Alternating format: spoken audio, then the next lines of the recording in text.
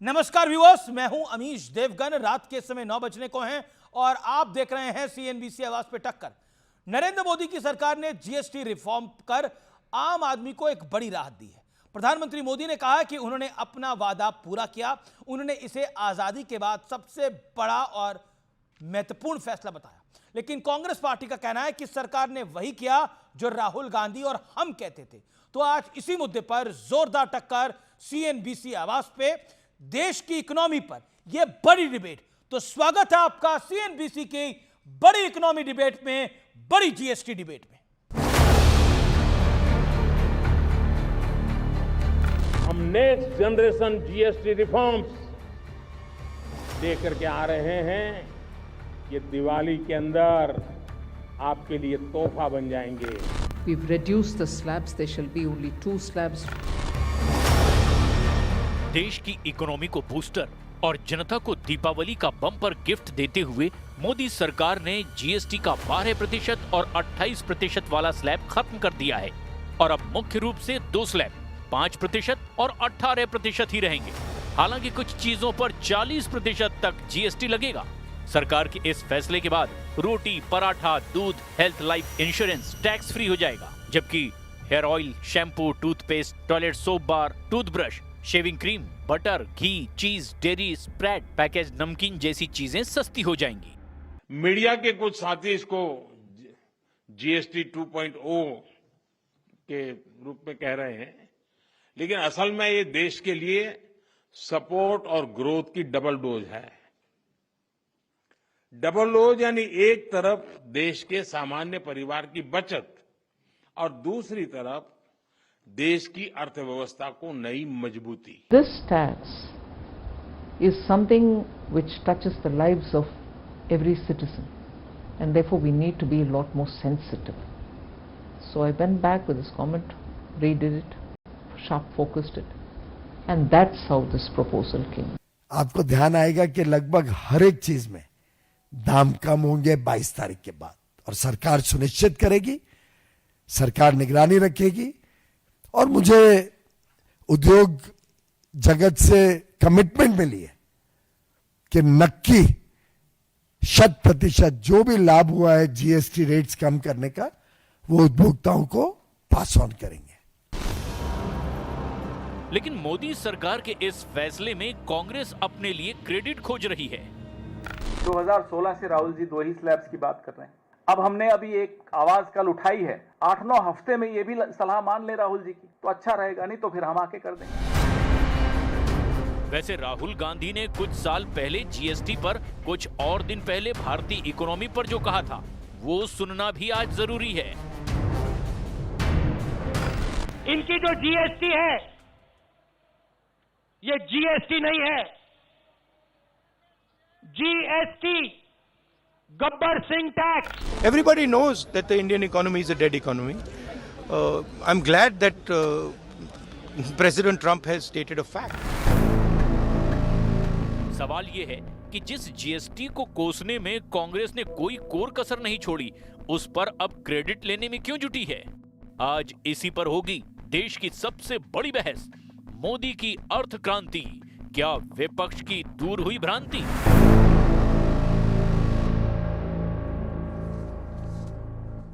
और अब वक्त है सुप्रसिद्ध विश्लेषण का। आइए नजर डाल लेते हैं कांग्रेस की पलटी मार पॉलिटिक्स का विश्लेषण। यूपीए सरकार के दौरान, जो कि सोनिया गांधी और मनमोहन सिंह की सरकार थी, यूपीए सरकार के दौरान जीएसटी लागू करने की कोशिश हुई। मोदी सरकार जीएसटी बिल लाई तो विरोध किया, और जिस दिन जीएसटी को लॉन्च किया जा रहा था, उस कार्यक्रम का भी विरोध किया था कांग्रेस ने। पहले जीएसटी को गब्बर सिंह टैक्स बताया राहुल गांधी ने, साल 2017 की मैं बात कर रहा हूं। अब जीएसटी दर में कटौती का क्रेडिट कार्ड लेकर घूम रही है पूरी की पूरी कांग्रेस। 2019 में कॉर्पोरेट टैक्स 30% से घटाकर 22% हुआ तो विरोध नहीं, और बाद में कांग्रेस ने इसे अमीरों के लिए पक्षपात बताने वाला बता दिया। 2009 की मैं बात करता हूं, यूपीए सरकार ने आधार कार्ड की शुरुआत की। मोदी सरकार ने बैंक खातों सब्सिडी से इसे जोड़ा तो कांग्रेस बिफर गई, विरोध किया। ऑपरेशन सिंदूर पर मोदी सरकार के साथ होने का दावा किया कांग्रेस ने। कुछ ही दिन बाद सबूत मांगने और सवाल उठाने का सिलसिला शुरू किया। पूछा कितने विमान हमारे गिरे हैं। बड़ा सवाल है कि हर मौके पर कांग्रेस कंफ्यूज है, इसलिए बार बार पलटी मारने की नौबत आ रही है। और यही बड़ा प्रश्न है आज का। मेरे साथ बात करने के लिए प्रदीप भंडारी, भारतीय जनता पार्टी के प्रवक्ता, उनका अभिनंदन है। मेरे साथ कांग्रेस पार्टी से नीरज मिश्रा, कांग्रेस पार्टी के प्रवक्ता नेता, मेरे साथ सतीश के सिंह हैं, जाने माने पत्रकार, वरिष्ठ पत्रकार, कुलदीप कुमार आम आदमी पार्टी के नेता हैं, एमएलए हैं, उनका अभिनंदन है। मेरे साथ इस चर्चा में दीप्ति तनेजा, प्रोफेसर दिल्ली यूनिवर्सिटी की, आप तमाम लोगों का अभिनंदन है इस चर्चा के अंदर। और मैं इस चर्चा की शुरुआत करता हूं आपसे दीप्ति जी, और 40 सेकंड में आपसे जानना चाहता हूं, भारतीय अर्थव्यवस्था राहुल गांधी की जुबानी जुलाई 2025 में डेड थी, लेकिन आज जीएसटी का क्रेडिट वो ले रहे हैं। ये पलटी मार कैसे आप देखते हैं? आपका एनालिसिस क्या है? 40 सेकंड।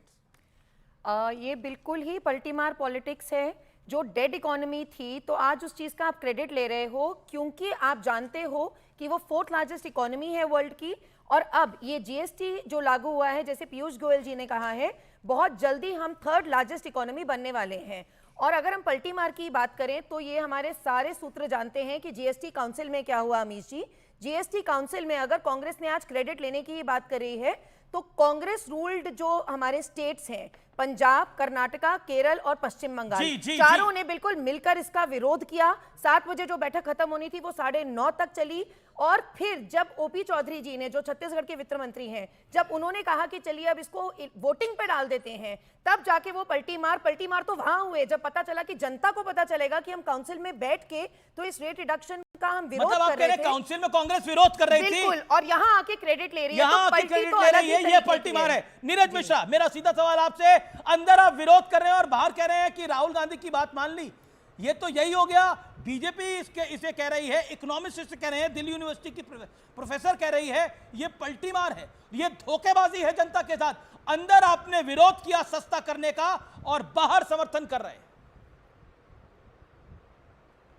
अमीश जी, देखिए ना, पूरी दुनिया ने देखा है कि इंटरनेशनल पलटी मार कौन है, और इसके ऊपर मैं ज़्यादा व्याख्यान करूं तो शायद हम विषय से विषयांतर कर जाएंगे। लेकिन एक बात तो देखिए समझनी होगी, 2016 से लगातार इस बात को तो पब्लिक डोमेन में नेता प्रतिपक्ष रख ही रहे थे कि आपने जो जीएसटी का मल्टीपल स्लैब्स का मॉडल बनाया, जिसको आपने एक कॉम्प्लेक्स स्ट्रक्चर बनाया, और वो गब्बर सिंह टैक्स की तरह देश के मझोले और जो मध्यम वर्गीय जो परिवार थे उनके ऊपर अटैक करता था। जो देश में छोटे व्यापार थे वो उनके ऊपर अटैक करता था। कंप्लायंस का इतना कॉम्प्लिकेशन था कि वो व्यापारी को समझ नहीं आता था कि वो व्यापार पे अपना ज्यादा समय लगाए या वो इस टैक्स को भरने के लिए अपना समय लगाए। जब राहुल गांधी जी ने ये बात लगातार कही कि आप इसका सिंप्लीफिकेशन कीजिए, आप इसको 2 टैक्स स्लैब में लाइए, और अभी तो मेरे को यह समझाइए कि अंदर विरोध क्यों कर रहे थे और बाहर समर्थन क्यों कर रहे थे? देखिए ना, मैक्रो इकोनॉमिक्स क्योंकि मेरा भी सब्जेक्ट है, मैं आपको अच्छे से समझाता हूं।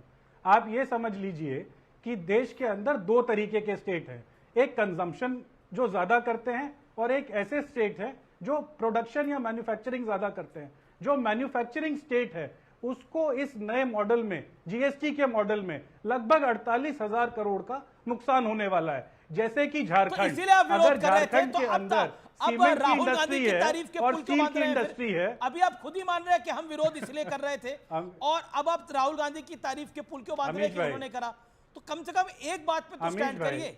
अमीश भाई, ओके, बिल्कुल आप ही के पास आ रहा हूं, पिछले 1.5-2 मिनट से आप ही जब मीटिंग्स होती है ना, जब मीटिंग्स होती है ना, उस पर मल्टीपल एजेंडाज होते हैं और उसके ऊपर वार्तालाप होती है, तर्क होता है। और ये तर्क ये था कि आपको देश में सिंप्लीफिकेशन ऑफ टैक्स करना है, लेकिन उस टैक्स सिंप्लीफिकेशन से अगर किसी राज्य सरकार के ऊपर कोई कैस्केडिंग इफेक्ट आता है तो आपको उसका भी कोई निदान निकालना होगा। ये ठीक उसी तरीके से जैसे Amit ji, Congress party For 50 seconds, बोलिए। सी से कांग्रेस, सी से कंफ्यूजन, और इतनी कांग्रेस रोती क्यों है भाई? ऑपरेशन सिंदूर हमारी सेना मुंह तोड़ जवाब जाए, कांग्रेस रोएगी। हमने 12 लाख तक इनकम टैक्स छूट दी, कांग्रेस रो रही थी। हमने जाके डायरेक्ट टैक्स के बाद में अब इनडायरेक्ट जीएसटी हम लेके आए, कांग्रेस कह रही थी हमने 2006 में वादा किया था। भैया किया क्यों नहीं? वादा तो कांग्रेस 70 साल से गरीबी हटाओ का कर रही थी, गरीबी हमने हटाई 25 करोड़ गरीबी का। इसका मतलब थोड़ी नेहरू जी को धन्यवाद दे देंगे।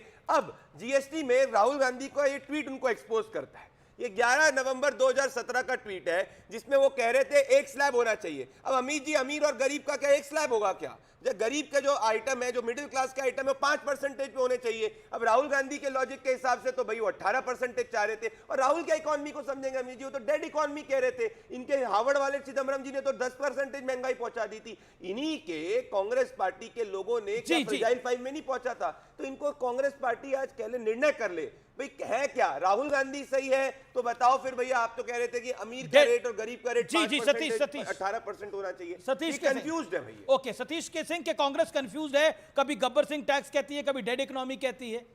अब big confusion for Congress and Rahul Gandhi. नहीं, मैं कहां जाना चाहिए? मैं थोड़ा आप समय दीजिए तो मैं बताऊं। जी, 1 मिनट आपके पास। ये मुझे लगता है कि ये गब्बर सिंह टैक्स पर ये बसंती का जो है ना, ये दिवाली तोहफा है। हालांकि पहले थोड़ा दे दिया दिवाली का तोहफा, लेकिन तोहफा जरूर है।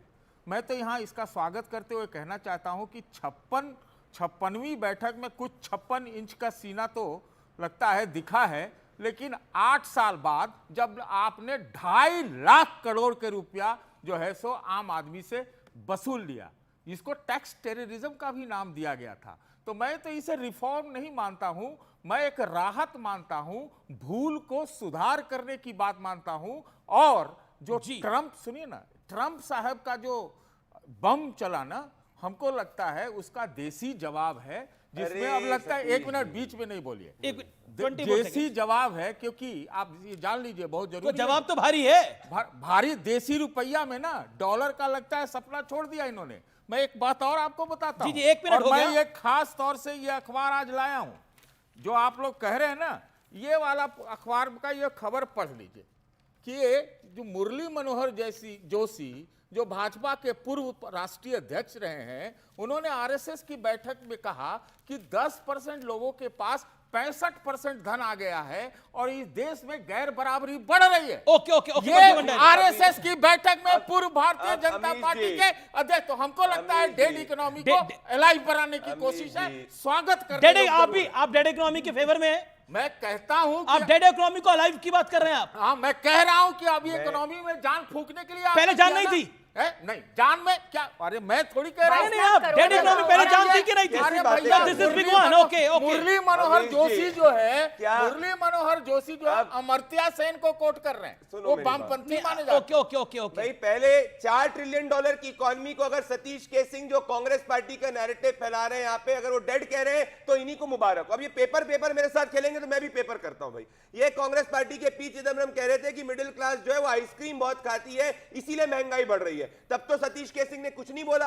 हम ये कह रहे हैं कि आइसक्रीम, इनको दिक्कत किस बात की? अमीश जी, इनको दिक्कत इस बात की है कि दूध के दाम सस्ते हुए, इनको दिक्कत इस बात की है कि भाई पनीर के दाम सस्ते हुए, इनको दिक्कत इस बात की है कि मिडिल क्लास की जेब भर रही है और ये लुटेरे मिडिल क्लास की जेब को लूटते थे। ये दिक्कत है इनको। मुझे बताइए आज इनको दिक्कत किस बात की? सतीश, मैं आपको बताऊंगा। दिक्कत नहीं है सतीश जी, मैं तो कह रहा हूं कोई दिक्कत नहीं है। आप कह रहे डेड इकोनॉमी अलाइव हो रही है, बसंती का दिवाली तोहफा। लेकिन आप ये भी समझ लीजिए, इसमें सब कुछ तो दिखाया जा रहा है कि 48,000 करोड़ का हिट पड़ेगा सरकार के ऊपर रेवेन्यू में, ये सब तो बताया जा रहा है। लेकिन आप लोग ये नहीं बताते हैं, आप भी अमीश जी, कि महंगा क्या हुआ। पता है आपको? अब खाना आप घर मंगाएंगे ना तो 18% का टैक्स लगेगा।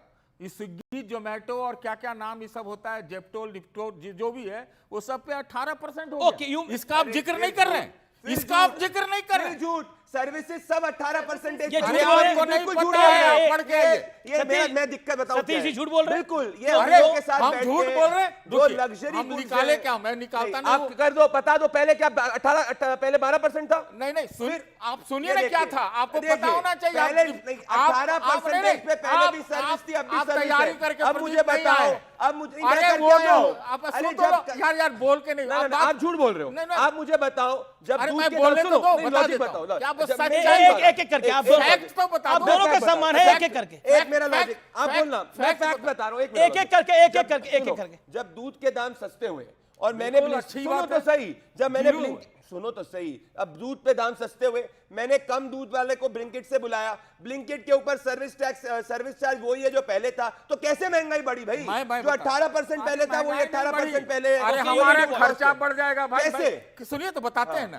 पहले क्या होता था, ये सब बोलने की बात राष्ट्रीय टीवी पर नहीं है, लेकिन पहले क्या था कि पास ऑन मान लिया जाता था डिलीवरी बॉय को, लेकिन अब जो है वो कंपनी पे लग जाएगी। तो क्या आपको लगता है कंपनी आप हमसे नहीं लेंगे? कहाँ जा रहे हैं? 14 रुपया, सुनिए एक लाइन बहुत जरूरी है, 14 रुपया स्विगी शांति जोमेटो का है चार्ज, लेकिन 14 रुपया पर अगर 18% होगी तो 2 से 2.5 रुपए के बीच भैया में पहले आता है। इतना ही था, झूठ बोल रहे हैं। प्रदीप सर सतीश जी बहुत कंफ्यूज हैं सर्विस चार्ज और सर्विस टैक्स में जो आप पास अरे ऑन टैक्स तो लगेगा ही। सर आप बोले मैं नहीं बोली ना, आप बोलिए ना। सर्विसेज पे उतना का उतना ही टैक्स है, पहले भी 18% स्लैब में थे, अब भी 18% स्लैब में है। और जो पास ऑन नहीं मानता जो था। पास ऑन की बात कर रहे हो वो सर्विस चार्ज की बात है, वो हाँ, तभी हाँ, वही वॉलेंट्री बोल रहा था, हूं। वो तो आज भी बढ़ाना वॉलेंट्री मेरी- है। अरे सर। भाई मुझे महंगा सर, पड़ेगा सर, या नहीं पड़ेगा? सर वो वॉलेंट्री है, सर्विस टैक्स से सर्विस चार्ज को क्यों आज confuse- अधिनियम में और चेंज एक कर मिनट, दिया सर, गया, ला दिया गया। सर झूठ, और जो बात हो रही है झूठ? इनइक्वालिटी की, अरे, सर जो सर डेटा झूठ? पे बात कर रहे हैं सर, अरे जो इन्होंने झूठ? मुरली मनोहर मैं जो ये सब निकालता नहीं हूं, लेकिन दिखा दूंगा। आपने जो ये निकाला फेक न्यूज। एक मिनट मैम एक सर, सेकंड, एक सेकंड एमओएस फाइनेंस ने कंफर्म करा है no additional GST for any food delivery app. app। ये Yes. देख लीजिए, ओके, ये झूठ बोला है आपके सर, साथ। ये ठीक है, बिल्कुल ठीक है, कंफ्यूजन सर, हो ये सकता तो है, डेटा confusion की हो बात अरे पे आप बात वो हो रही इनपुट है। वाली बात नहीं है, आप समझ ही नहीं सतीश रहे। जी सर अब तो उन्होंने वो भी बता दिया, डेटा के आधार पे कोई चेंज नहीं आया सर्विस टैक्स में, नंबर 1। नंबर 2 जो इन्होंने इनइक्वालिटी की बात कर ली, मुरली मनोहर जोशी को कोट किया, मैं वर्ल्ड बैंक देखो there are 2 kinds of inequalities. Murli Manohar Joshi बेकार है। सर नहीं बेकार है, आप बोलने तो दो। एक होता है इनकम इनइक्वालिटी, एक होता है consumption inequality. Consumption inequality matter करती है स्टैंडर्ड ऑफ लिविंग के हिसाब से, आप कितना खर्च कंज्यूम कर सकते हो। कंजम्पशन इनइक्वालिटी के हिसाब से, वर्ल्ड बैंक के डेटा के हिसाब से हम 4th इक्वल इकोनॉमी है सर, 4th इक्वल इकोनॉमी। अरे मुरली जोशी ने यही तो कहा है कि तुम जीडीपी की तरफ भागते हो, जो सर, नहीं है उसके consumption तरफ GDP भागते हो, जो सर, है consumption जो को जो है मैं लूंगी उसको वो तो है ना, प्रोटेक्ट सर। करो। सर, वो जो- उन्होंने कहा कि जापान में पर कैपिटा इनकम $33,000 है, income का हमारे यहाँ अच्छा भारत में डालोगे तो standard of living 2800 कितना है, होगा? 2800 सर तो स्टैंडर्ड ऑफ लिविंग भी तो जापान का देखो, आप जो कंज्यूम कर पा रहे हो उसकी उसकी तरफ बात बनो करो ना, आप सर। चौथा तीसरा इकोनॉमी सर बोलते रहते हो। बिल्कुल कंजम्पशन, मतलब आप कह रहे हैं कि जापान की तरह भारत बने। अभी आप थोड़ी देर पहले कह रहे थे कि बिल्कुल अभी बनना डेड इकोनॉमी चाहिए। अलाइव हो रही। आपको- एक सेकंड, नहीं, आप- एक आप सतीश देसी जी, जाइए, सतीश जी, सतीश जी, आत्मनिर्भरता में 30 सेकंड, जाइए, 30 सेकंड तो अपने सुनेंगे यहाँ सतीश जी। खत्म या कीजिए, ये बोल रहे मैं हैं। तो आपसे नहीं, consumption एक सेकंड, equality खत्म। All audios down, all audios. Satish के सिंह, अभी आपने बोला सतीश जी, साथ सम्मान, आपने एक बात को बोला, आपने बोला वो डेड इकोनॉमी थी अब अलाइव हो रही है। अरे ये अलाइव होने की बात क्या थी? गलत लगा रहे हैं। मैं अच्छा, कह क्या रहा अर्थ हूं है? इकोनॉमी में आपको जान अर्थ पूछना का है, तो आप ही ने कर दिया। क्योंकि आपका अमेरिका के ऊपर 2.5% का जीडीपी खाली वहां एक्सपोर्ट करने से आता है, वो 1% के लगभग नीचे जाने वाला है। तो आपने जो किया है उससे लगभग 0.70% के बीपीएस जो होता है वो आपका रिकवर अच्छा, हो ठीक है। जाएगा। अच्छा, सर ये कुछ भी डेटा है सर, ये कुछ भी डेटा है, ऑनेस्टली ये कुछ भी डेटा है सर। अच्छा ये डेड इकोनॉमी थी, हम अलाइव हो गए हैं। सर हम डेड इकोनॉमी ही नहीं थे तो मैं सेकंड सवाल को तो मानती ही नहीं हूं। Okay, that's a point, that's a point. Ramesh ji, इन्होंने एक और झूठ, पहला झूठ पकड़ा, दूसरा झूठ। 5 जुलाई 2025 वर्ल्ड बैंक की रिपोर्ट है, हिंदुस्तान सबसे इक्वल सोसाइटीज में से है। That's exactly what ये I just है। quoted. ये 2 बार अरे भैया, मैंने झूठ बोला है। सर, हमारे consumption मैं basket गलत बोल factor, रहा हूं। वो मैं तो जापान- ये रिपोर्ट बिल्कुल निकाल वो भी रहा हूं। गलत है, वो भी गलत बोल रहे ये हैं। गलत है ना? इनइक्वालिटी होगी ये सर। बकवास है ना आदमी, सर, ये 91 साल का। इनइक्वालिटी सर, इनकम इनइक्वालिटी और कंजम्पशन इनइक्वालिटी नहीं, बहुत फर्क देखिए, है सर। अच्छा और हमें स्टैंडर्ड ऑफ लिविंग भी तो फिर भी देखना मैं है कह रहा हूं सर। देर आए दुरुस्त आए।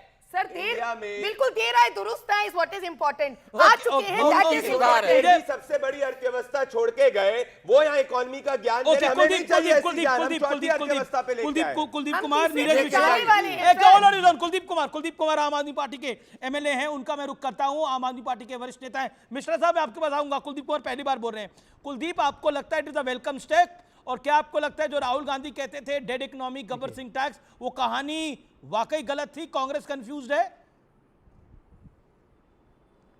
देखिए अमीश भाई, पहली बात तो ये कि कोई भी ऐसा टैक्स रिफॉर्म जो आम आदमी की ज़िंदगी को सरल बनाने का काम करें, हम उसको स्वागत करते हैं। हम शुरू से ही कह रहे थे, लगातार अरविंद केजरीवाल जी शुरू में कह रहे थे कि इसको सरल बनाना चाहिए। और दूसरी बात यह कि हमने केंद्र सरकार से जो 2017 में जीएसटी लागू करने का काम किया था, तब केंद्र सरकार ने कहा था कि जो राज्य, जिन राज्यों को जो जीएसटी लागू कर रहे हैं, अगर उनसे कोई नुकसान होता है तो कंपनसेशन सेस केंद्र सरकार देने का काम करेगी। लेकिन केंद्र सरकार ने आज तक भी 2022 से कोई कंपनसेशन सेस देने का काम नहीं किया कि राज्य सरकार को लाखों करोड़ रुपए का नुकसान होने का काम हुआ, पंजाब सरकार को नुकसान होने का काम हुआ। आज पंजाब के अंदर बाढ़ आई हुई है। पंजाब के लोग हमेशा इस देश के साथ हर मोर्चे पे खड़े रहते हैं, हर लड़ाई में खड़े रहते हैं। जब देश में विपदा आती है, सबसे आगे पंजाब के लोग हमारे भाई खड़े रहते हैं। लेकिन आज जब वहां पर बाढ़ के हालात है तो पंजाब को उसका हक का पैसा नहीं मिल रहा है। आज पंजाब के ऊपर 60,000 करोड़ रुपए का केंद्र सरकार पे बकाया है, लेकिन केंद्र सरकार देने का काम नहीं कर रही है। और हमने ये जो जीएसटी की मीटिंग हुई थी, 56वीं जो मीटिंग थी, उसमें हरपाल सिंह चीमा जी ने, हमारे जो वित्त मंत्री पंजाब के, उन्होंने भी विषय उठाने का काम किया था। आज पंजाब में इतनी बड़ी संख्या में लोग ठीक है, ओके, प्रदीप भंडारी और reply, Pradeep Bhandari reply. Okay, Pradeep Bhandari. देखिए, ये बड़ी बात कर रहे हैं, पंजाब में क्या पैसा लेके आए? ये तो पंजाब का पैसा अरविंद केजरीवाल की सिक्योरिटी में वेस्ट कर रहे हैं। क्या अरविंद केजरीवाल मुख्यमंत्री है पंजाब के? नहीं। क्या अरविंद केजरीवाल डेप्यूटी सीएम है पंजाब के? नहीं। 300-400 करोड़ रुपए का नहीं, मैं सीधी बात कर रहा हूँ। ये देखिए किस हद से 300-400 करोड़ जो पंजाब की जनता के फ्लड रिलीफ में यूज कर सकती थी पंजाब की तुम्हारे पास अफगानिस्तान को देने के लिए पैसे हैं, तालिबान को देने के लिए पैसे हैं, एक एक करके वो आपके बीच में नहीं बोले। Pradeep Bhandari, let him speak 30 second. Kuldeep Kumar, आपसे भीख नहीं मांग रहा है। फिर देखिए, कोई पंजाब आपसे भीख नहीं मांग रहा है। ये 400 करोड़ रुपए मुझे बताइए, अमित जी, क्या वो मुख्यमंत्री है? कितनी आपका एक सेकंड, कुलदीप कितनी गाड़ियां हैं अरविंद केजरीवाल के? कोई गिन ही नहीं सकता। चलिए मैं गिनना शुरू करता हूं। अगर 2x में 1 2 3 4 5 6 7 मोहन भागवत के 8 में कितनी गाड़ियां हैं? 9 किस पद पे वो देश में बताइए? 11 12 13 14 15 16 गाड़ियां। रेखा गुप्ता जी के काफिले में कितनी गाड़ियां? गिनोगे एक बार? हिम्मत है कितने की आप में? क्या वो अरविंद केजरीवाल जी के काफिले की गाड़ी गिनने की तुम में हिम्मत है? अच्छा, कांग्रेस कहती है। अरे मैं क्या पूछ रहा हूं, आप बताओ ना। मोहन भागवत के पास क्या पद है? किस पद पे मोहन भागवत इस देश के अंदर? हजारों गाड़ी काफिला लेके चलते हैं। अरे उनको उनकी जान को खतरा है। अरविंद केजरीवाल की जान को क्या खतरा है? क्या उनको Z+ सिक्योरिटी है? अरविंद केजरीवाल को क्या किसी ने Z+ सिक्योरिटी की बात करी है? कैसी लॉजिकल बात कर रहे हैं? जाते हैं तो 15 करोड़ रुपए अरे अरविंद केजरीवाल आज की तारीख के अंदर कोई कॉन्स्टिट्यूशनल पोस्ट नहीं होल्ड करते, उन पे कोई लेकिन एक सेकंड, आप तो वीआईपी कल्चर को समाप्त करने के लिए आए थे। आप तो कह रहे थे कि वैगन आर में घूमेंगे हम नीले वाली। एक सेकंड, नीले वाली वैगन आर छोड़ के 20-20 गाड़ियों के काफिले के साथ घूम रहे, तो ये तो एक पलटी तो आपने भी मारी अपने तरीके से। दूसरा पॉइंट देखिए, कांग्रेस कह रही है, ये बीजेपी नहीं कह रही। अब एक कांग्रेस आरोप, कांग्रेस कह रही है कि अरविंद केजरीवाल और भगवंत मान के ट्रैवल में, हवाई जहाजों में पैसे खर्च हो रहे। भगवंत मान तो मुख्यमंत्री हैं, केजरीवाल जो तो वो भी नहीं है। राघव चड्ढा को भी सिक्योरिटी दे रखी है। अब उसके ऊपर भी कई लोग सवाल पूछ चुके हैं, आम आदमी पार्टी से, कांग्रेस पार्टी, भारतीय जनता पार्टी। तो ये कई तो वीआईपी कल्चर तो आप ले आए ना। और अब आप कह रहे हैं पंजाब में मुश्किल वक्त आया है, देश पंजाब के साथ खड़ा है, केंद्र सरकार खड़ी है। आज कृषि मंत्री शिवराज सिंह चौहान वहां थे, लेकिन आपको अपना घर तो सुधारना होगा। गए थे, क्या दे क्या है पंजाब को? अमीश भाई, आप ऐसे कुतर्क की बात कर रहे हैं। मैं आपसे पूछना चाहता हूं, क्या इसलिए पंजाब का पैसा नहीं दिया जा रहा है? क्या इसलिए पंजाब का अधिकार रोका हुआ है? पंजाब का 60,000 करोड़ रुपए रोक के बैठी कांग्रेस कह रही है कि पैसा लुटाया है भगवंत मान की सरकार ने। प्रधानमंत्री ने एक ट्वीट किया, हवाई जहाजों में प्रधानमंत्री ने एक ट्वीट किया, प्रधानमंत्री ने एक ट्वीट करा, कांग्रेस को प्रधानमंत्री ने एक ट्वीट किया। क्या बात कर रहे हैं आप? आप क्या बात कर रहे हैं? प्रधानमंत्री जब वापस लौट के आए विदेश यात्रा से, पहला फोन उन्होंने भगवंत मान को किया। एक ट्वीट दिखाइए प्रधानमंत्री का। भगवंत मान को फोन किया प्रधानमंत्री ने और हालचाल दे रहा। एक ट्वीट दिखाइए, एक ट्वीट दिखाइए मुझे। फोन प्रधानमंत्री का एक ट्वीट दिखाइए पंजाब के लिए। पंजाब का पैसा रोक के बैठे हैं। पंजाब के रेवेन्यू की जो सर आप बात कर रहे हो, 15th फाइनेंस कमीशन में ऑलमोस्ट 2% शेयर पंजाब को गया हुआ है सर। आप लोग पंजाब का पैसा रोक के बैठे हो। आप लोग ऑलमोस्ट द स्टेट्स एवरेज। आज पंजाब के लोग जो हर मोर्चे पे साथ खड़े रहे, सर आप डेटा की बात क्यों नहीं करते हो? आप कुछ भी बोलते हो सर। देखिए, बीजेपी के साथ आपकी राजनीतिक लड़ाई हो सकती है। दिल्ली यूनिवर्सिटी की जानी मानी प्रोफेसर है दीप्ति तनेजा, और जो कि इकोनॉमी को भी अच्छे से समझती हैं। आप कुछ कह रही थी, बोलिए दीप्ति तन्ने। सर जो स्टेट्स को जो जाता है वो शांति। सर जो स्टेट्स को जाता है कुलदीप ऑडियो डाउन कर रहा हूं मैं, उनको 50 सेकंड सुन लीजिए फिर आप बोलिएगा। सर स्टेट्स को जो रेवेन्यू जाता है वो फाइनेंस कमीशन डिटरमिन करता है, और जो लेटेस्ट चल रहा है वो 15th फाइनेंस कमीशन है, 21 से 26 तक का जिसका पीरियड है, उसके मुताबिक ऑलमोस्ट 2% शेयर पंजाब को गया हुआ है, जबकि एवरेज इज अराउंड 3%। केवल स्पेशल कैटेगरी स्टेट्स को उससे ज्यादा जाता है। 2% के गया हुआ है, उसके बावजूद भी ये बोलते हैं कि इनको नहीं मिल रहा। आप क्या चाह रहे हो? प्रॉस्परस स्टेट होने के बावजूद भी आपको 2% मिल रहा है सर, जबकि आपका उतना टैक्स रेवेन्यू में कंट्रीब्यूशन नहीं है। अब ये लॉजिकल जवाब है, मतलब इसको मतलब अनर्गल बात करके कि पैसा नहीं मिल रहा, ये जेनरिक है। द स्टेटमेंट इज, जो कि बड़ा डायरेक्ट और फैक्चुअल है, इसका रिप्लाई करिए। प्रॉस्पेरस स्टेट है पंजाब, उसके बाद 2% मिल रहा है। प्रधानमंत्री ने चाइना से वापस लौटते ही, विदेश दौरे से वापस लौटते ही भगवंत मान को फोन किया। ट्वीट की तो बात छोड़िए, फोन किया। केंद्रीय कृषि मंत्री वहां पर है। क्या आपको लगता नहीं है कि आप रोज आदा रहे हैं? क्या पंजाब को उसके हक का पैसा दिया गया? मिल रहा है। क्या प्रधानमंत्री जी ने एक ट्वीट करा? अभी कृषि मंत्री गए वहां पर, क्या कृषि मंत्री ने वहां पर जाकर कोई पैकेज का अनाउंस किया? कुछ नहीं किया। तालिबान को देने के लिए इनके पास पैसे हैं, राहत सामग्री। पंजाब के लिए इनके पास कुछ नहीं है।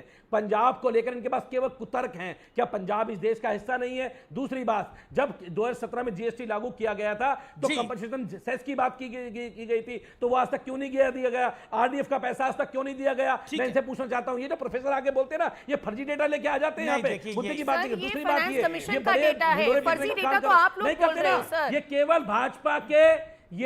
भाजपा के जो भाजपा के प्रवक्ता यहाँ झूठ बोलते हैं, उसी को रिपीट करने का काम करते हैं। दूसरा कोई काम नहीं है। और आपने बोला, मैं पूछ रहा हूँ, क्या पंजाब इस देश का हिस्सा नहीं है? क्या पंजाब इस देश का हिस्सा नहीं है? पंजाब के लिए आज तक 1 रुपया क्यों नहीं दिया गया? पंजाब अपने हक का पैसा मांग रहा है, अपने अधिकार का पैसा मांग रहा है। इस देश को आजाद कराने के लिए शहादत दी है पंजाब के लोगों ने। पंजाब के लोग खड़े हुए हैं, मेरा निवेदन है जवाब सुने। पंजाब के लोग आपने उनको बोला कि वो, आपने उनको सारी आपने वो बातें बोली जो आपको नहीं बोलनी चाहिए थी। She is a Delhi university professor. Okay, let her make her point. Sir मैंने विशुद्ध आंकड़ों के आधार पे बात करी, जिसका आपने सॉरी कोई जवाब नहीं दिया। आप पर्सनल अटैक पे पहुंच गए, which is also totally baseless and unacceptable. आपकी जब फाइनेंस कमीशन बैठती है उसमें हर स्टेट का रिप्रेजेंटेशन होता है। आप उस बात को क्या नेगेट कर सकते हो कि 2% आपको अलॉटेड है, विच इज 1.87% आपको क्या एलोकेटेड है कि नहीं है? मेरा पहला सवाल। दूसरा, अगर इतना ही प्रॉब्लम था और इतना ही लग रहा है तो जीएसटी काउंसिल के अंदर बैठ के पंजाब ने क्यों विरोध किया? आप मुझे उसका जवाब दे दो प्लीज। पॉलिटिकल स्टेटमेंट्स और पर्सनल कमेंट्स डालने की बजाय sir please. Factually Kuldeep Kumar जवाब आंकड़ों के साथ जवाब दीजिए ना। एक इकोनॉमिस्ट प्रोफेसर अपने आंकड़े रख रही है, 2% पंजाब को अलॉटेड है, वो मिल रहा है। उसके अलावा आपको नहीं लगता कि कुछ फाइनेंशियल बड़ा मिसमैनेजमेंट है पंजाब के अंदर, जो कांग्रेस भी आरोप लगा रही है, खाली बीजेपी नहीं लगा रही है? हमारी सरकार को तो केवल 2 साल हुए हैं पंजाब में आए हुए, 2-2.5 साल पंजाब में आए हुए हैं। पहले मैं आपको बता दूं जानकारी के लिए, उससे पहले हमारी सरकार नहीं थी। दूसरी बात यह कि 2022 के बाद से कोई भी पैसा जो कंपनी सेस का पैसा था, जब 2017 में जीएसटी लागू किया गया तो केंद्र सरकार ने कहा कि जो भी स्टेट अपने यहां लागू करेंगे उनको अगर कोई नुकसान होता है तो सरकार पैसा, केंद्र सरकार उसका भरपाई करने का काम करेगी। आज तक उसकी भरपाई क्यों नहीं करी केंद्र सरकार ने? पंजाब को सबसे ज्यादा नुकसान हुआ। मैं बता दूं, जब पंजाब के पास आता था तो उसमें ज्यादा फायदा पंजाब को होता था, लेकिन ये लोग गंदी राजनीति करते हैं, पंजाब से दुर्भावना की बात करने का काम करते हैं। मैं इनके बीच में नहीं बोला। ये जब पंजाब के किसानों को जरूरत है 400 करोड़ के प्लेन में अरविंद केजरीवाल क्यों घूम रहे हैं? ये देखिए 400 करोड़ का प्लेन है, इसके बारे में अरविंद केजरीवाल क्यों घूम रहे हैं? आम आदमी पार्टी के कन्वीनर है। पंजाब के लोगों को कुलदीप गलत है कुलदीप। भंडारी को मोदी जी का प्लेन बीच में बोले पंजाब के लोगों के लिए काम आ रहा है। पहली बात। पंजाब के लोगों के लिए काम आ रहा है वो पैसा। 22 लाख से ज्यादा किसानों को 56,754 करोड़ रुपए 10 साल के अंदर केंद्र सरकार से दिए गए। इन्होंने बताइए कि पिछले 10 सालों 12 महीने से पंजाब सरकार के रोडवेज के कर्मचारी को पेमेंट क्यों नहीं किया? यह बताइए कि अरविंद केजरीवाल पंजाब में पैसा आम आदमी पार्टी कहां से लेके आएगी? क्या लेके आएगी? अमीश जी, मैं ये पूछना चाहता हूं, ये क्या कर रहे हैं? पंजाब के अंदर केजरीवाल के खुद के मंत्री कह रहे हैं भ्रष्टाचार हो रहा है। इनके खुद के मंत्री को ये पकड़ते हैं भ्रष्टाचार और उनके खुद के मंत्री कह रहे हैं 400 करोड़ ओके, कुलदीप कुमार का ऑडियो। सबसे ज्यादा खर्च जो है पंजाब के ऊपर है। भाजपा वालों से मैं कहना चाहता हूं कि पंजाब को आम आदमी पार्टी बढ़िया संभाल रही है और संभाल लेगी। केवल पंजाब के हक का पैसा दे दो ना आप। हम आपसे भीख थोड़ी मांग रहे हैं पंजाब। अरे तुम पंजाब का 60,000 करोड़ रुपए दे दो, छोड़ दो। पंजाब का आरडीएफ का पैसा दे दो, आप छोड़ दो उसको। पंजाब संभाल लेगा। पंजाब का पैसा नहीं मोदी जाता। जी की सिक्योरिटी में किसका अरविंद पैसा जाता है? केजरीवाल की सिक्योरिटी के लिए पंजाब का पैसा नहीं जाता। किसका पैसा जाता है? किसान को नहीं तुम्हारे दे वीरेंद्र सकते सचदेवा की पंजाब के किसका पैसा जाता है? को नहीं दे वीरेंद्र सकते। सचदेवा कौन सा पद है बताओ मुझे। कुलदीप एक मिनट, आपके पीआर को सर्च करने की अरविंद केजरीवाल के पीआर और राघव चड्ढा के पेज देश के पूरे राज्यों तुम लेके बैठे सिक्योरिटी जवाब दीजिए। देश को बेच दिए तुम। अरविंद केजरीवाल के पर्सनल प्रधानमंत्री 84 करोड़ के लग्जरी 8,400 करोड़ के प्लेन में प्रधानमंत्री घूमते हैं, माउंट ब्लैक का पैन लगाते हैं, 15 करोड़ रुपए खर्च होता है दुबई जाते हैं तो 15 करोड़ रुपए केवल एक आदमी दिन का प्रधानमंत्री यात्रा में खर्च होता है पता है। लेकिन चलिए सिक्योरिटी की खर्च होता है। सीनियर पत्रकार है, जाते अपनी मौज मस्ती के लिए देश का पैसा बर्बाद करके आते हैं। चलिए अरविंद केजरीवाल को होकर राघव चड्ढा तो सामान्य सांसद है, तो कैसे भारतीय जनता पार्टी में 240 सांसद है, कांग्रेस में 99 सांसद है। मैं राजा वॉरिंग को मैं देखता हूं वो भी कोई बड़ी सुरक्षा के साथ नहीं घूम रहे। एक बात बताइए, ये राघव चड्ढा के का सिक्योरिटी क्या कारण है जो बीजेपी सवाल पूछ रही है? अरविंद केजरीवाल की सिक्योरिटी मान ली, राघव चड्ढा 70-80 सिक्योरिटी वालों के साथ क्यों चल रहे हैं जी? ये प्रश्न पूछेगी पंजाब की जनता, इससे भाग नहीं पाइएगा आप। अमीश भाई ये 70-80 लोगों का अगर 70-80 लोगों की सिक्योरिटी दी जा रही है, उसका खर्चा पंजाब की जनता उठा रही है ना। और यहाँ आप नैरेटिव कर रहे हैं कि मोदी कुछ नहीं कर रहे, मोदी कुछ नहीं कर रहे। ये देखिए एक और झूठ। प्रदीप मेरा निवेदन है, प्रदीप शांति। मैं पूछ रहा हूँ, ओके, वीरेंद्र सचदेवा को जेड सिक्योरिटी दी गई है और किस पद पे बताएं मुझे। किसको? मुझे बताएं। वीरेंद्र सचदेवा को सिक्योरिटी दी गई है, दिल्ली में कौन सा थ्रेट है उनको? आप बताएं, दिल्ली देश की राजधानी है, क्या थ्रेट है उनके पास? क्यों घूमते सिक्योरिटी लेके? मोहन भागवत 100 गाड़ी लेके क्यों घूमते हैं? सारे हर स्टेट के प्रोटोकॉल क्यों साथ में लगता है? किस पद पे है मोहन भागवत इस देश के? ऐसे हजारों लोग बता दूं भारतीय जनता पार्टी के जो फ्री फंड में सिक्योरिटी लेके घूम रहे हैं। आम आदमी पार्टी के लोग जनता के लिए काम करते हैं और प्रदीप भंडारी में भी 2-4 होंगे, प्रदीप भंडारी में भी 2-4 होंगे, बता देता हूं। इनके विधायक चार्टर सिक्योरिटी लेके घूम रहे हैं। मैं दूसरी बार का विधायक हूं, सिक्योरिटी गार्ड नहीं चलता घूमे, 25-25 गाड़ियों में घूमे, चार्टर के नीचे नहीं घूमे। क्या बात कर रहे हैं? ये आए थे वीवीआईपी कल्चर हटाने, सबसे बड़ा वीवीआईपी कल्चर इन पे। क्या बात करोगे? लास्ट में अरविंद केजरीवाल की वैगनर में फोटो कब देखी? अरविंद केजरीवाल की पिछले 10 सालों में वैगनर में फोटो दिखा दो। अरविंद केजरीवाल की पिछले 10 सालों में वैगनर में फोटो दिखा दो। मेरा पॉइंट ये है, ये का मुद्दा दे रहे हैं कांग्रेस और भारतीय जनता पार्टी को, दोनों को मुद्दा दे रहे हैं ये वीआईपी कल्चर का। इसको आप समाप्त करने के लिए आए थे, लेकिन अब आपके सांसद विधायक की वीआईपी कल्चर के साथ घूम रहे हैं, तो ये प्रश्न उठेगा अरविंद केजरीवाल की सिक्योरिटी को थ्रेट हो सकता है, कोई बात नहीं करिए, लेकिन बाकी लोग भी कर रहे हैं। चलिए, मेरा विषय नहीं है, आप पंजाब की बात कहे तो विषयांतर हो गया, लेकिन सतीश जी आप कुछ कहना चाहते हैं, नीरज मिश्रा कुछ कहना चाहते हैं। ये आम आदमी पार्टी का खेल आपको क्या दिखाई देता है? ये संग भी है, तंग भी है, देखिए आप, लेकिन रंग में भंग भी है। मैं देखिए किसी पार्टी के बिहाफ पे मैं नहीं, पार्टी के बिहाफ पे नहीं, मैंने प्रश्न पूछा। मेरी बात सुनिए। अगर देखिए सही बात करिए, अगर आप सिक्योरिटी की बात अगर आप करते हैं तो ये फालतू की बहस है कि नहीं? आप विलासिता पर, उनके पुराने स्टैंड पर सवाल उठा सकते हैं। तो अगर हम एक आम आदमी की तरफ मैं सवाल उठा दूं कि भाई ये मोहन भागवत को विज्ञान भवन कैसे मिल जाता है, उनको जेड प्लस कहां से मिल सकता है? वो तो ही कह रहे हैं ना। तो इस पर आप बात मत कीजिए। एक मिनट रुक जाइए। मैं जीएसटी पर वापस लौटता हूँ। जीएसटी पे तो मैं आपको मोहन भागवत का विज्ञान भवन खल रहा है। हाँ जी, नहीं हमको खल नहीं रहा है, ये एकदम जरूरी है, मैं बोल रहा हूँ वो बहुत जरूरी है, वो उनको बहुत जरूरी है। सर रेंट जाता है। अच्छा, रेंट जाता है, बिल्कुल रेंट जाता है। अच्छा, ये आपको पता होगा। बिल्कुल सर, कृषि में उस प्रोग्राम के आपको पता है ऑर्गेनाइजेशन अरविंद केजरीवाल का जाता है या नहीं जाता? मुझे नहीं पता। सिक्योरिटी के लिए सिक्योरिटी में कहां रेंट आप जब बात करते हैं? हैं सर सिक्योरिटी में काहे के लिए बात कर रहे हो? बात तो सुनो। आपने नहीं शुरू करा मोहन भागवत वाला। सिक्योरिटी में रेंट नहीं देते हैं। सर, सिक्योरिटी में रेंट नहीं नहीं, पंजाब से शुरू हुई कहानी भाई। जीएसटी पे लौटना चाहता हूं। जीएसटी पे लौटिए। मोहन भागवत के विज्ञान भवन पे आप गए और फिर आप जीएसटी पे लौटे। बात कर रहे थे आपने, मैं तो कहना नहीं चाहता, मैं तो बोला कुलदीप को बोलना चाहिए, हमें क्या बोलना है? हमको कुछ नहीं इस पे बोलना है, हम इसको एक फालतू बात बांधते हैं। नंबर 1। नंबर 2, मैं जीएसटी पे कहना चाहता हूं, मैं तो ये कहता हूं कि इनकम टैक्स का रिलीफ दिया था, बड़ी अच्छा काम किया था, और अभी जो जीएसटी का रिलीफ दिया है बहुत अच्छा काम किया, देर से ही सही, हमको लगता है अगर सब मोदी जी पहले दे दीवार होते तो 240 पे नहीं आते, नंबर एक। नंबर दो, मुझे आज एक दो चीज दिखा इस टैक्स रिलीफ में जीएसटी का। एक तो ये है कि हमें ये कोल्ड ड्रिंक और एरेटेड और कार्बोनेटेड ड्रिंक की सबको पाप के टैक्स में क्यों रख दिया, मुझे समझ में नहीं, वो भी 40% वाले में, ये हमको नहीं समझ में आया।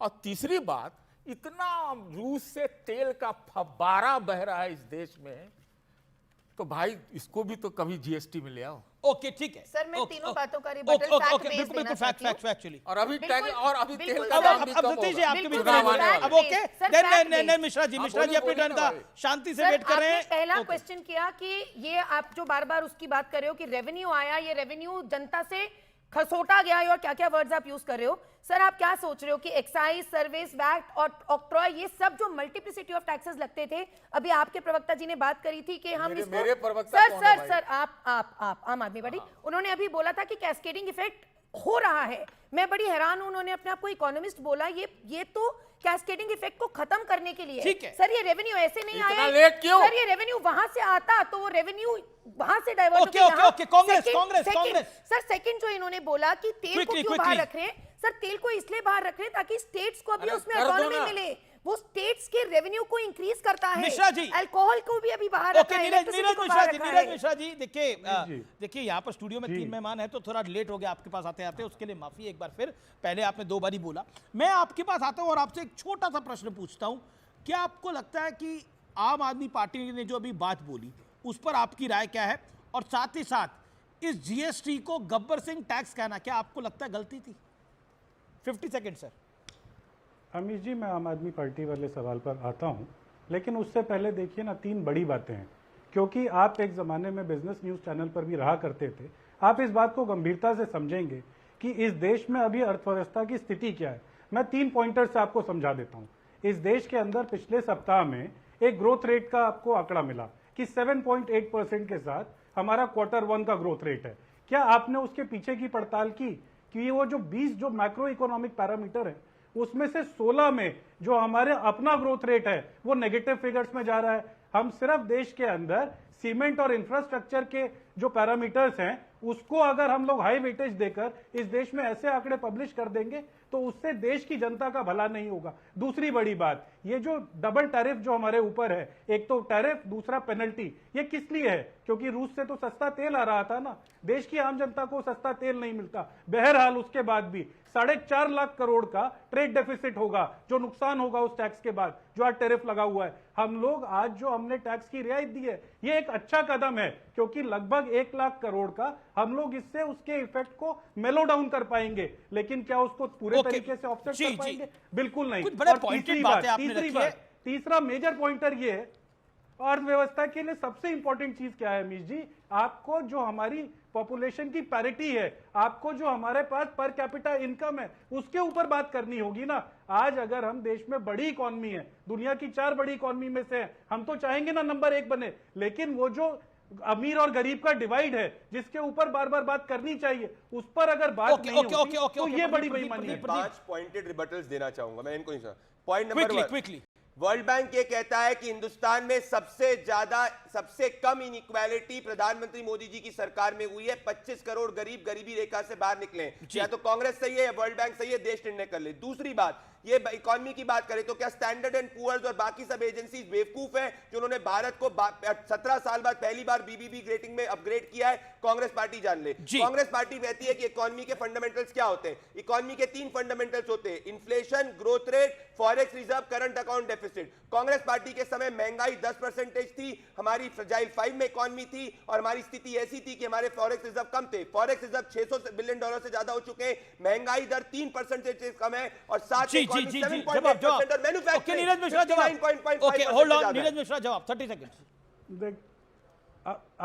अमीश जी, देखिए ना प्रदीप भाई, तो सिर्फ उसी तरीके के आंकड़े की जादूगरी करना चाह रहे हैं जो सरकार करना चाहती है। इस देश के अंदर आप निकल जाइए ना, पिछले महीने आटे का क्या रेट था और 22 तारीख से पहले आज क्या रेट है, आप दोनों में कंपैरिजन कर लीजिए, आपके सामने इन्फ्लेशन का आंकड़ा आ जाएगा। पिछले साल आप अपने बच्चे की स्कूल फीस कितना भरते थे, इस साल कितनी भर रहे हैं, आप सामने रख लीजिए, आपके पास एजुकेशन की इन्फ्लेशन आ जाएगी। इस देश के अंदर महंगाई जो डाइन है, उसी को तो सामने रखते हुए आज सरकार को 9 साल के बाद यूटर्न लेना पड़ा। इंटरनेशनल पलटी मार ने देश में पलटी मारी और जीएसटी के अंदर आज वो चेंज किया। इंटरनेशनल पलटी मार ने देश में पलटी मारी। वो नुकसान होगा जो हिंदुस्तान की इकोनॉमी को डेड समझता है, उसको ऐसी उसकी इकोनॉमिक थिंकिंग मुबारक हो, क्योंकि इन लोगों ने तो भारतीय अर्थव्यवस्था का बंटाधार कर दिया था। ये ना समझे, मैं ओपन चैलेंज करना चाहता हूं, हर आइटम का दर इनके सरकार से कम है, हर आइटम के दर की बात करना चाह रहा हूं। नीरज मिश्रा को बता दे। नीरज मिश्रा प्रदीप भाई प्रदीप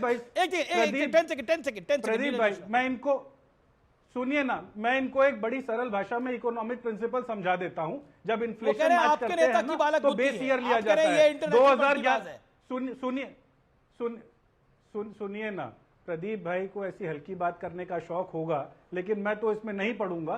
देश की जनता को यह समझना जरूरी है कि उनके घर के अंदर, उनके किचन के अंदर हर महीने जो महंगाई डाइन है ना, वो उनका राशन खा जाती है। पिछले महीने जो 1 किलो ला पाते थे ना, आज वो 900 ग्राम पर आ गया है। अब तो भला हो कि अब ये जो व्यक्ति आए, नहीं मेरी बात सुनिए, प्रति व्यक्ति आए 70 सालों में कांग्रेस पार्टी ने प्रति व्यक्ति आय रखी थी $5,150। हमने 10 सालों के अंदर दुगनी करी। ओपन चैलेंज इकोनॉमी के किसी भी पैरामीटर के अंदर ग्रोथ रेट कांग्रेस शासनकाल के अंदर क्या था? कांग्रेस शासनकाल के अंदर ग्रोथ रेट जो था वो सबसे फ्रेजाइल 5 में था। भारत अब एशिया की सबसे फास्टेस्ट ग्रोइंग इकोनॉमी है। देखिए ना, मनमोहन सिंह की सरकार में इस देश का ग्रोथ रेट हमेशा 8% की दर से रहा।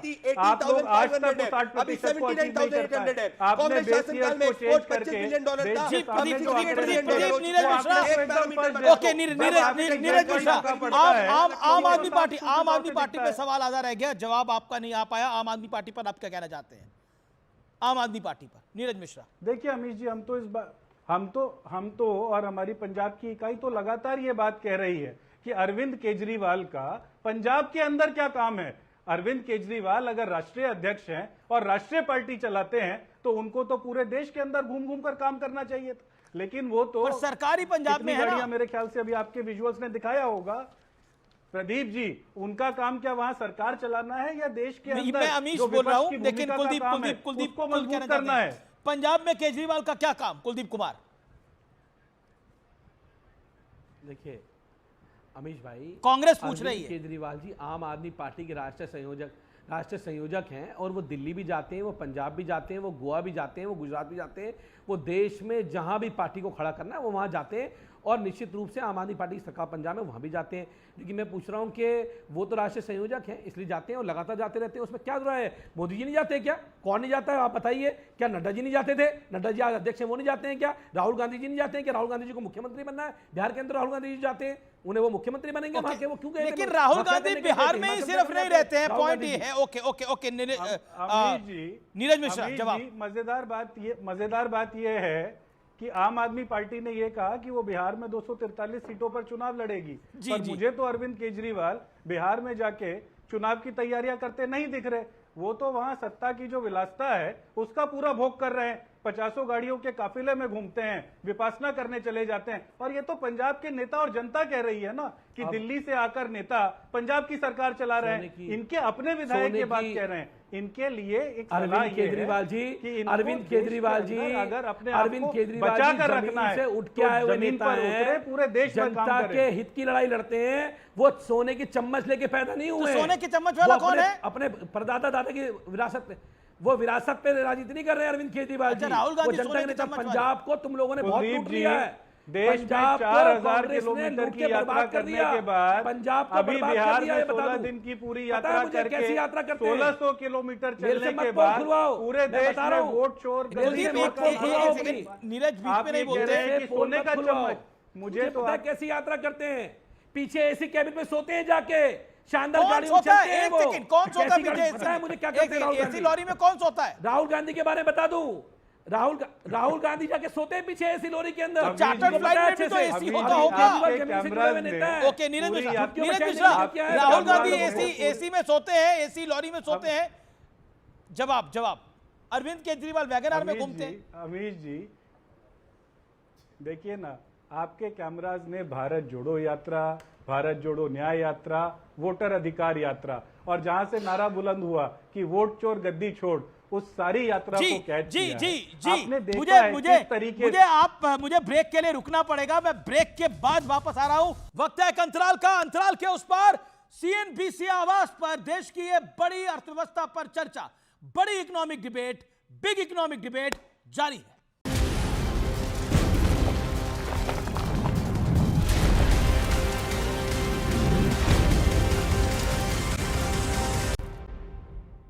Welcome back. एक बार फिर स्वागत है आपका सीएनबीसी की बड़ी इकोनॉमी डिबेट पे। मेरे साथ इस समय पीएम के आर्थिक सलाहकार परिषद के सदस्य गौरव वल्लभ जुड़ रहे हैं। मैं सीधा उनका रुख कर सकता हूं। गौरव वल्लभ, स्वागत है आपका आर पार में न्यूज 18 पर। मेरा आपसे सीधा सवाल है, स्पष्ट सवाल है कि फाइनली राहुल गांधी की बात प्रधानमंत्री ने मान ली, कांग्रेस ऐसा कह रही है। देखिए, मैं कोई पॉलिटिकल की वाद विवाद में नहीं जाना चाहता। अभी राहुल गांधी अगला ट्वीट ये करेंगे कि जीएसटी की 2 दरें नहीं होनी चाहिए, एक ही होनी चाहिए। पर क्यों, सवाल मुख्य ये है कि क्यों यूपीए के दौरान जीएसटी देश में लागू नहीं हो सका। सवाल मुख्य रूप से ये है कि जब सैकड़ों टैक्स जिसको जीएसटी ने सब्स्टिट्यूट किया, जब उसमें हर आवश्यक वस्तु की जो टैक्स लगता था, भले ही वो चावल हो, भले वो वीट हो, टूथ पाउडर हो, वो बहुत ज़्यादा था। फिर जीएसटी देश में लागू हुआ, उसको कम किया गया, और अब जो जीएसटी 2.0 आया है, जिसमें अगर मैं अमीश भाई 4 चीज़ें छोड़ दूँ, लग्जरी कारें, कार्बोनेटेड ड्रिंक्स, सिगरेट और गुटखा पान मसाला, इन 4 चीज़ों के अलावा मोटा मोटी देश के हर चीज़ के मूल्य में कल के फैसले के बाद कमी आई है। भले ही वो स्टूडेंट्स के लिए कॉपी किताब, रबड़ पेंसिल हो जी। लेकिन एक सवाल ये है कि अब ये 2 स्लैब हो गए हैं, 40% वाला भी स्लैब हो गया है, तो उसको लेकर कांग्रेस की बात इसलिए करनी पड़ेगी, विपक्ष की बात इसलिए करनी पड़ेगी, राहुल गांधी की बात इसलिए करनी पड़ेगी। वो कह रहे हैं फिर से गब्बर सिंह टैक्स हो गया है जब 40% का स्लैब आ गया है। तो ये क्या है अमीश भाई, कल पूरा निर्णय यूनानिमस हुआ। कांग्रेस के भी शायद 2-1 राज्यों में सरकारें हैं, तो उनके वित्त मंत्री वहाँ क्यों चुप थे? राहुल गांधी चीज़ों को सिर्फ राजनीति करते हैं। उनकी पार्टी अंदर क्या बोलती है जीएसटी काउंसिल की मीटिंग में, और राहुल गांधी क्या बोलते हैं, दोनों में विरोध है। क्योंकि राहुल गांधी अपनी ही सरकारों का विरोध करते हैं, क्योंकि उनके वित्त मंत्री अंदर सारी चीज़ों को यूनानिमसली एक्सेप्ट करते हैं। वो कहते हैं कि 2 दरें ही होनी चाहिए। वो कहते हैं कुछ सिन प्रोडक्ट्स पे 40% की दर होनी चाहिए। अब मैं उनके बारे में अभी टीका टिप्पणी, अमीश भाई, मैं तो एज ए इकोनॉमिस्ट आपके साथ आया हूँ, कभी एज ए पॉलिटिशियन आऊंगा तो बताऊंगा। पूर्व नेता तो है ही कांग्रेस पार्टी के ना, इसमें तो कोई बात ही नहीं है। अब क्या है, उनको जीएसटी की समझ है नहीं। कोई उनको चिट्ठी पे लिख के दे देगा कि भाई इस पे ये एक ट्वीट कर दो, तो उनकी ट्विटर की टीम ट्वीट कर देगी। वो आप कहेंगे, मैं क्या कहेंगे वो मैं आपको आज ही बता देता हूँ कि सिंगापुर में 1 ही दर है, यूएई दुबई में 1 ही दर है, हमारे यहाँ 2 क्यों हैं, हमारे यहाँ 2.5 क्यों हैं? देखिए, भारत एक डिफरेंट कंट्री है, 140 करोड़ लोग हैं। हम डिफरेंट वस्तुएं डिफरेंट यूजर्स के लिए यूज हो सकती है। हम ट्रैक्टर और मर्सिडीज को एक ही दर पे नहीं ला सकते। बिल्कुल सही बात है। हम पेंसिल, बिल्कुल हमारे साथ बड़े सीनियर जर्नलिस्ट हैं और एक्सपर्ट हैं सतीश के सिंह, वो आपसे एक सवाल पूछना चाहते हैं। सतीश जी, क्या सवाल आपको? गौरव प्रोफेसर साहब प्रणाम। जी। प्रोफेसर साहब, पार्टी बदलने से प्रोफेसरी भी बदल जाती है क्या? आप जितना लेक्चर मैंने आपके मुंह से मैंने पहली बार सुना था गब्बर सिंह टैक्स, जहां तक हमको याद पड़ता है, जब आप किसी दूसरे राहुल गांधी ने बोला था 2000। नहीं, सतीश सिंह साहब, आपको गलत ध्यान है। हो सकता है आप कुछ कंफ्यूज कर रहे हो। मैंने जीवन में कभी गब्बर सिंह टैक्स का प्रयोग नहीं किया, राहुल गांधी जी ने किया।